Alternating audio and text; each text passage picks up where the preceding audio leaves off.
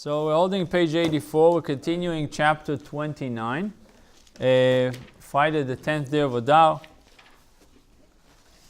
The reason a person will not be aroused properly to serve God is the coarseness and the arrogance of the klippa. The way to deal with this by reflecting on one's lowliness, thereby shattering the wall of defense, humbling the arrogant attitude of the klippa. Remember you asked yesterday, very nice, shatter the klippa, or shattering the arrogancy of the klippa. But how do we do it? It's easy to say, but how right, how do you get it done? So what is the point? The point is that you can do things, you can be involved with spiritual things, but you don't feel anything. Right? The dullness of the heart, as we mentioned. And he says the way to deal with it is to shattering the wall of defense. What is the wall of defense? Is humbling the arrogant attitude of the klippa. And the question we have is, how do we do it? How do we humble the arrogant attitude of klippa? Klippa has im tagbia kanesher. That's how the chachamim related the klippa. Im tagbia kanesher, that if you will soar on high like an eagle. That's where ego stems from. The arrogancy and ego are coming from the klippa, from the concealment. So vasiba, and the reason, the cause of the deficiency. Deficiency of what? The deficiency that the person is not aroused, right? Vasiba gasuta klipa is the arrogance of the klippa of the animal soul. Shemagbia atzma lo kedushat nefesh elokit umasteret umachshicha ora. So you have a shining star in you, and that shining star is being concealed, and it's like somebody is pushing it behind the curtain. That it should not be visible, it should not express itself in any way. That's what the klippa is doing. The klippa is a shell. The klippa wants to be like the fruit itself. Say, I'm the fruit. Don't worry about the inside. I am the real thing. The cause of this deficiency is the arrogance of the klippa of the animal soul, which exalts itself above the holiness of the light of the divine soul, so that it obscures and darkens its light. Velazot, and how do you deal with it? Tzarich levatsha u'la'ashpila le'afar. One must crush it and cast it down to the ground. Just as in the previously quoted analogy, the beam is splintered so that it will catch fire. You want it to catch fire, you got to chop the wood down. But to us, how do we do? So he tells you, דהיינו, לקבוע עיתים להשפיל עצמו, להיות נבזה בעיניו נמאס. This means that one must crush the sitra acha and cast it to the ground. How do we do it? By setting aside appointed times. You have 10 minutes a day, or whatever how coarse the situation is, and you set up time every day, or hopefully you can, once a week or once a month is enough. And what do you do at that time? Setting aside appointed times for humbling oneself and considering himself. How do you humble yourself? You consider yourself despicable and contemptible, as it is written, להיות נבזה בעיניו נמאס, ככתוב, ולב נשבר, רוח נשברה, יסית רעך שיהיה האדם עצמו בינונים. Now, a broken heart leads to a broken spirit. The spirit being the sitra acha, which is the case of Beinim, is the very man himself. שנפש החיונית המחיה הגוף היא בתוקפה כתולדתה בליבו, נמצא היא האדם עצמו, for in his heart, the vital soul, which is the animalistic soul, which animates the body, is in its full strength, as it was at birth, meaning you weren't able to minimize it. It's still very strong, the animalistic soul, as it was at birth. Hence, it is indeed the very man himself. This is who you are. What does it say about the animalistic soul? I think it said animal. It didn't say animalistic. It said animate. No, it says the vital soul. I call it the animalistic soul. The vital soul, which animates the body, right? The vital soul animates the body, but I'm calling the vital soul the animalistic soul, right? And then we have the godly soul. With regards to the divine soul within him, it says, so who are we? In essence, we are a vital soul. And the godly soul, it's like something that was added into the body. We are who we are.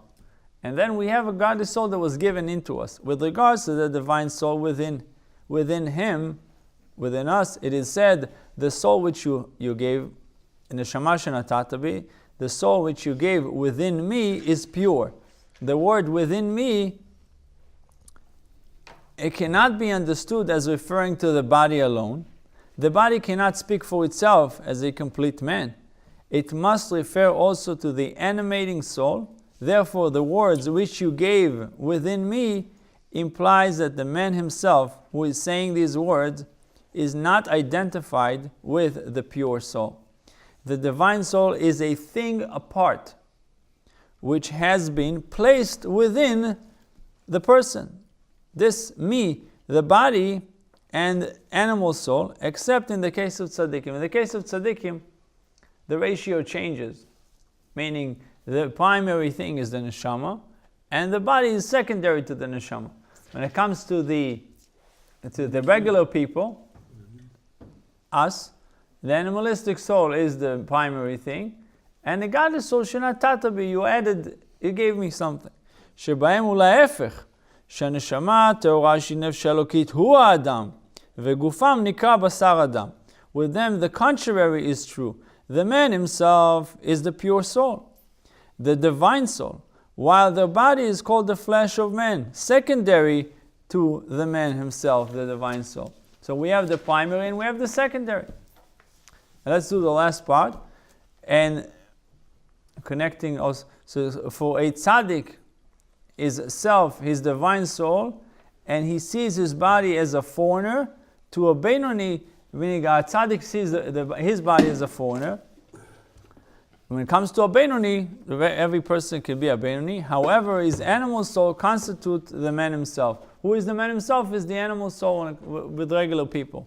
With a tzaddik, what is the man himself? נשמה. וכמאמר הלל הזקן לתלמידיו. כשהיה הולך לאכול, היה אומר, when Hillel used to go to eat, it was time to eat and he went to eat, he would say, שהוא הולך לגמול חסד עם העלובה והענייה. He said he's going to do favor to the lowly and poor creature. Who is the lowly and poor creature? His body. His body was considered, why was it so poor? Because he didn't feed it much. Hu gufo, it says for him, ki gufo ki kmo zar nechshav etzlo. The body was foreign to him, to Hillel.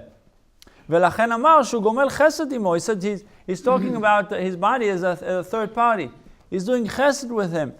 שהוא גומל חסד במה שמאכילו. He's doing chesed with the body that he feeds it. כי הוא עצמו, what is the epitome of Hillel? כי הוא עצמו אינו רק נפש אלוקית לבד. He is only the godly soul. כי לבדם מחיה גופו בשורו. What gave life to Hillel? Solely his godly soul. כי הוא עצמו אינו רק נפש אלוקית לבד, כי לבדם מחיה גופו ושרו. Because only the godly soul is sustaining him, vitalizing him. שהרע שהיה בנפש החיונית המלובשת בדמו ושרו, נתהפך לטוב. The evil that was in Hillel's animalistic soul was completely transformed.